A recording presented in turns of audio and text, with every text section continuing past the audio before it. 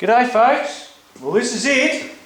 This is going to be the rundown on the full specs of the big Monaro. It's been a build for the last 5 years and there is so much going on with this car. I really need to do a video and just maybe 3-4 episodes it will take and show you all the specs, all the modifications to where it is today, because there is a lot of information out there that I've put on the channel, but you've really got to sift through it all. This is going to be a great compressed information overload. That's what it's going to be, guys. It's going to take some doing because I've just been in under the car and I've looked and I've thought, where do I start? What do I do? It's a tricky one, but we'll get through it, guys. We'll get through it. For those who sort of know a bit about the car, this is a great opportunity for you guys to really get to know what's gone into it, and some of the little, what we call them, secrets, I'm going to reveal, because it works like a beast. It's incredible, and it's, you know, the best part about it is, guys, it's bloody reliable. It rarely gives me trouble, and that's the key to this rear mount setup, and some of the little tricks that I've done to overcome all the heat issues. And that's been the #1 battle, guys. I keep rattling on about it, but it's plain and simple. Heat. When you start really leaning on a car, it generates heat and you've got to get rid of it, especially when they're boosted. Everything just seems to get accelerated or amplified. So, without further ado, we're going to start on the turbo and that sort of area, and we'll work our way through, and we may do a video, the next one, on the engine and all the associated mods and parts that have gone into it to where it is today. And of course inside the cabin of the car, the fuel system, the ignition, the list goes on. So let's get cracking on it. And I hope yous are comfortable. Kick back and enjoy the next sort of 10, maybe 15 minutes of me just rattling on about it all. And I hope you can pick something up from it, guys, because that's what I want to do. I want to share all my knowledge, and I know you guys are helping me too, and that's fantastic. Well, the Garrett, or the turbo, is a Garrett GT42. It's a 75mm journal bearing. It's 82mm exhaust wheel. It has a 1.01 AR exhaust housing, so it really flows really good air, so you don't get a lot of restriction, especially for the, well, they say they're rated to 1,000 horse. That's sort of the outer limits. Now the sweet spot when it comes to efficiency on them is around the 800 horsepower department, so we're sort of, you know, 100 horsepower shy of the sweet spot. So there's a lot of potential left in this turbo. So we're not going to be going swapping it out for a bigger one anytime soon. So it's a perfectly matched turbo from a 300 cube engine right through to a 400 cube engine, depending on your power levels, of course. And I feel personally that this turbo is perfectly matched to a 350 cubic inch. That's sort of the sweet spot for the engine capacity. Now the drain box you see there, guys, is a custom design, which, look, to be honest, it did take a few years to sort of nut all this system out and find how really the turbos have to work. They basically, you have to let them breathe inside the CHRA, which they call Centre Housing Rotating Assembly. You've got to let them breathe. You need to gravity drain the oil for a turbo to operate very effectively. If you reach out of those parameters, whether it's a closed system, you create problems. And I've got videos to show you all that. You've only got to go back and look through it all. But the box offers the oil to drop into the box. We scavenge out of it, and as you can see there is a drain pipe, not a drain pipe, sorry, a breather line, and so we're always at atmosphere. I'll note too, guys, on the last time I was down at Simmons, we did have oil, a little bit of oil spit out of the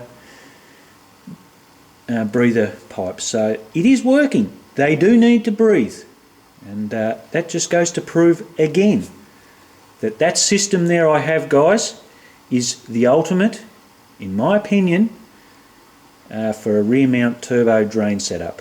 Now we have a cheap scavenge pump, which is just a little eBay job, a China thing, works very well.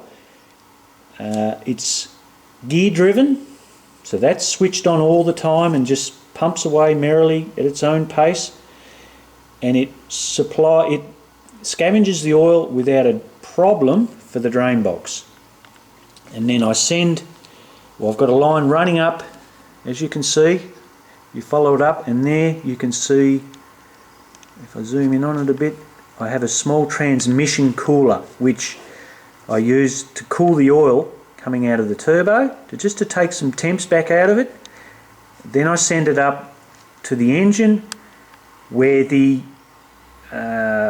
fuel pump used to originally mount off the engine. So I've made a bracket up there, and I'll show you that in a few minutes, where I route the oil back into the engine. Now we run a Compgate Turbo Smart 40mm wastegate. Now there's debate on this one, but plain and simple, guys, if you route a wastegate or plumb it in a good spot, I'll just give off this little tip here because I think it's a very important little tip. If you can blend in a wastegate diversion on your exhaust system so the air gets great flow, you do not need a bigger wastegate, because you've just put in a really good design for good flow. And I think a lot of the systems why people go to big wastegates is because they're poorly designed in the way they tee off. I've seen some of them nearly at 90 degrees. I've seen some of them, they're shocking designs, but I think if you sort of put the time in and placement of your wastegates, you will have a lot of success in not having to run a big wastegate to control boost. Now, what have we got here now, guys? Yes, we run a 4-inch stainless downpipe. It's a little whisker over about 3 feet long. That's all we've got, no restriction. I run a small, well, it's not a small one, but a turbo beanie they call it. So that's just nice to keep the temps in the turbo. I think it's very important you keep some temperature inside the turbine wheel. They do need heat, there's no doubt about it. We run a 2.75, it's a charge pipe there, the aluminum with silicon joins. It's nothing over the top, but works really well.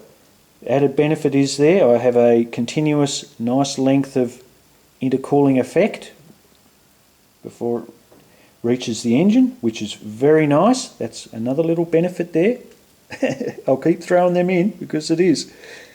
So that's basically the back part of the turbo arrangement. We have I'll point out here, this is how I've done my inlet. It's a 4-inch coupled up to the turbo there, and then it runs up through, well, there's the holes underneath for the air filter, and we run a nice, now that filter, guys, is off a F250, I was told. I have 2 of them, a spare one.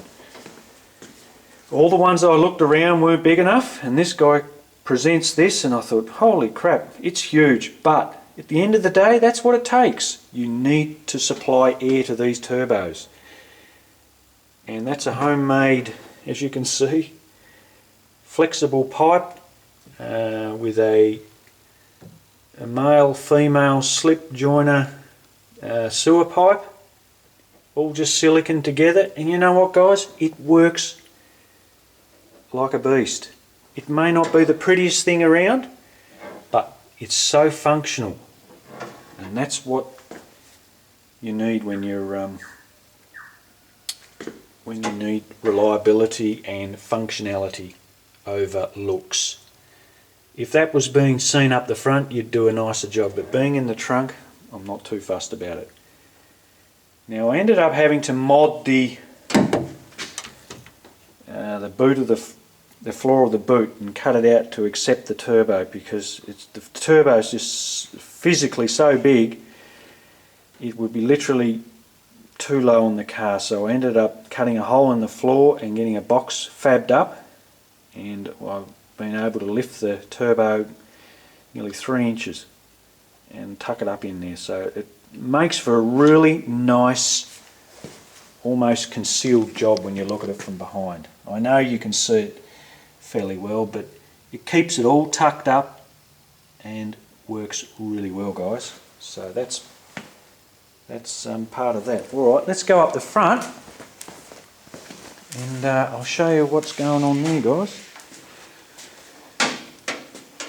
Of course, we've got the charge pipe coming up from underneath. We've just got a cheap China, it's just a cheapy bloody blow-off valve. I don't even know the brand name of it, don't want to know, but it works really well. It's never failed. And we've got they call it a Spectra. Now, they sell these carb hats as an intake hat. They're not sold as a blow-through carb hat, but I can rest assured there's lots of people using them for this application, and they work really well. I've had no issues with it, guys, and I feel they flow very well too. So a lot cheaper than the other purpose-built charge hats you see kicking around, and at the end of the day, I can't see that a problem not supporting easy up to 1,000 horsepower. That, guys, it's a real ripper. I really like it, and I'm not sure if that's a legal thing, selling them as just an air intake. Maybe they are sold as, maybe people know that they're designed for blow-through applications, but who knows. It works well, and I'm very happy with it. Alright, well, the cooling, not the cooling system, guys, let's talk about while we're up here. Oh yes, I want to show you that where the oil returns. Well, there it is there, guys, from the turbo. Now, that's where the fuel pump originally was, and I've just made up a nice little bracket with some pipe welded off, and the top one is the oil return, and the bottom one here, that is the oil drain back from my breather box. Now, I want to talk about the breather box because the breathing on a boosted engine is very important, guys. I run 4-10 lines out of the car, out of the engine. Originally, I just ran a single one off each side of the valley covers, and I had an awful lot of trouble of blowing oil out of the engine. It was still too much pressure, and after a lot of trial and error and a lot of thought, I ended up putting in 2 extra breather lines in the manifold which go into the valley of the engine. So one at the front of the carby, and we have one behind the carby. So we've got a total of 4 now breathing in to a custom made box which I had made, and I've got 4 outlets too. So whatever goes in, we've got the same amount of pipes coming out venting. And of course I've got my drain, which is down here, and that's about 1 inch up from the bottom of the tank. So I'm guessing there's around half a litre of oil just sitting in there all the time.